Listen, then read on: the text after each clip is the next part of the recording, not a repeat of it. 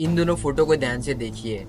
इसमें पहले फोटो में नेताजी सुभाष चंद्र बोस है और दूसरे फोटो में गुमनामी बाबा है। इन दोनों फोटो को पहली बार देखने पर यही लग रहा है कि ये दोनों इंसान एक ही है। ये दोनों फोटो में डिफरेंस बस इतना ही है कि एक जन की दाढ़ी बहुत बड़ी है और एक के पास बिल्कुल दाढ़ी नहीं है। बाकी दोनों फोटो में कुछ डिफरेंस नहीं लग रहा। नेताजी सुभाष चंद्र बोस और गुमनामी बाबा के केवल चेहरे ही समान नहीं है, बल्कि इन दोनों में बहुत सारी बातें कॉमन है, जिन्हें जानने के बाद आप लोग भी यही कहने लगेंगे कि गुमनामी बाबा ही सुभाष चंद्र बोस थे।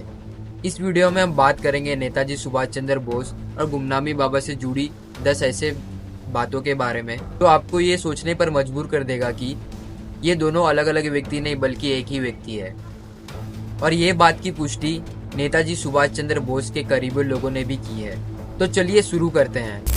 नेताजी सुभाष चंद्र बोस और गुमनामी बाबा के बीच समान बातें जानने से पहले ये जानना जरूरी है कि नेताजी सुभाष चंद्र बोस को गुमनामी बाबा का रूप धारण करना पड़ा था।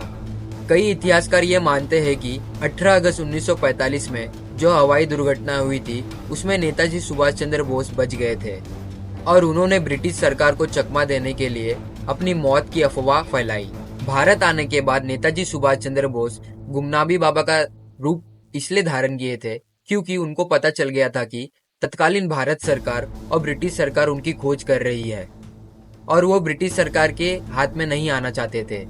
इतना ही नहीं, ब्रिटिश सरकार उनके करीबी और उनके दोस्तों पर भी नजर रख रही थी।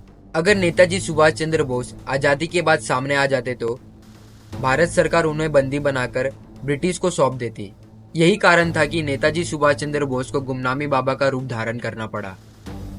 हाल ही में सार्वजनिक की गई नेताजी सुभाष चंद्र बोस के फाइल से ये पुष्टि होती है कि आजादी के बाद सन 1948 से लेकर सन 1968 तक भारत सरकार ने उनके परिवारों और उनके करीबी दोस्तियों की जासूसी की थी। जानकार ये मानते हैं कि भारत सरकार को पता था कि नेताजी सुभाष चंद्र बोस जिंदा है, इसलिए भारत सरकार ने उनके करीबी दोस्तों और परिवारों पर 20 साल तक नजर रखी। चलिए अब जानते हैं कि नेताजी सुभाष चंद्र बोस और गुमनामी बाबा के बीच कौन सी बातें सामान्य थी।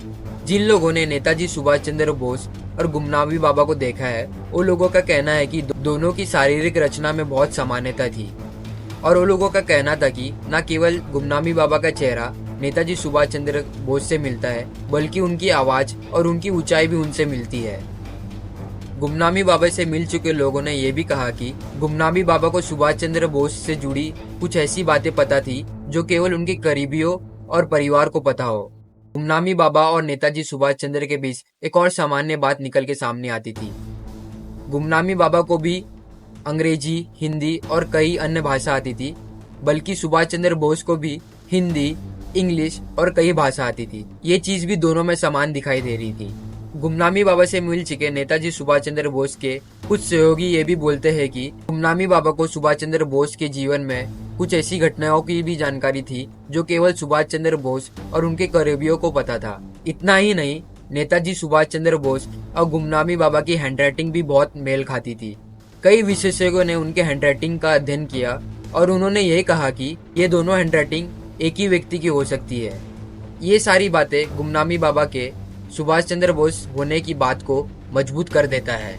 सन 1999 में भारत सरकार ने मुखर्जी कमेटी का गठन किया ताकि नेताजी सुभाष चंद्र बोस की मृत्यु से जुड़े थ्योरी का अध्ययन किया जा सके। 5 साल बाद यानी 2005 में इस कमेटी ने अपना रिपोर्ट दिया जिसमें गुमनामी बाबा के अस्तित्व को स्वीकारा गया।